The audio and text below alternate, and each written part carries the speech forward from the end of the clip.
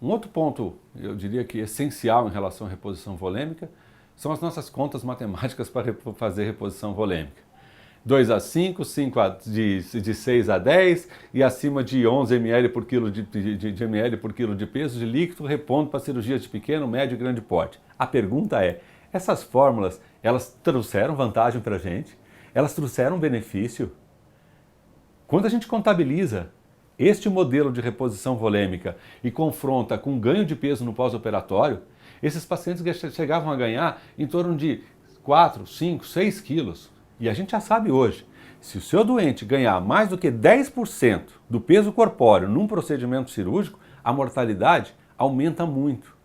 E se o seu doente ganhar mais do que 20%, praticamente a mortalidade chega perto de 100%. E quando você faz uma análise retrospectiva, este foi o fator principal que levou ao óbito desse paciente. Então a gente tem que revisar esse modelo. Essas fórmulas matemáticas é um conjunto de informações, como a gente veio debatendo nas últimas apresentações, que vão te fazer a tomada de decisão de reposição volêmica. Mas mais do que isso, você precisa de, em algumas situações, de dados mais fidedignos para poder efetivamente pensar nisso. Agora, além dos dados, você tem que ter um guia, um modelo de reposição.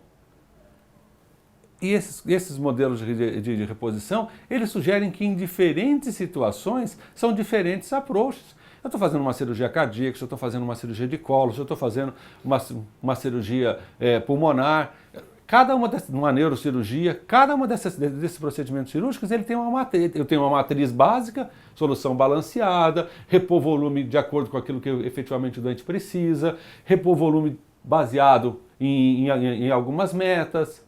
Esse conjunto de coisas você transpõe para todos os procedimentos cirúrgicos.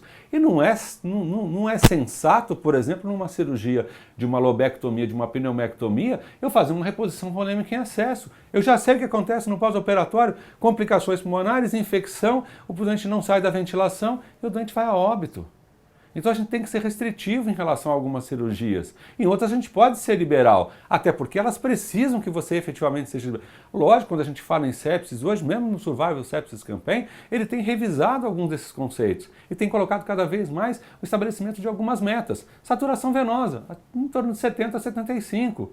A sua variação do volume sistólico, excetuando as alterações autonômicas, se o doente efetivamente precisa de volume, ou seja, eu tenho dado, mas eu faço a segunda pergunta, precisa? A partir daí, eu vou olhar agora a microcirculação. Como está o lactato? Como está o base excess? Porque esse efetivamente, na hora que eu tenho alterações de perfusão tecidual relacionadas à volemia, esses dois biomarcadores se elevam. E eles vão nos ajudar a tomar a decisão. Então, o conjunto de informações que a gente tem que ter hoje para lidar com essa situação de reposição volêmica, ele mudou sobremaneira. Eu preciso de mais elementos para tomar a decisão. E por que eu preciso de mais elementos para tomar a decisão? Para evitar aquela mortalidade que eu falei inicialmente. A gente pode mudar essa realidade. A gente tem elementos para isso.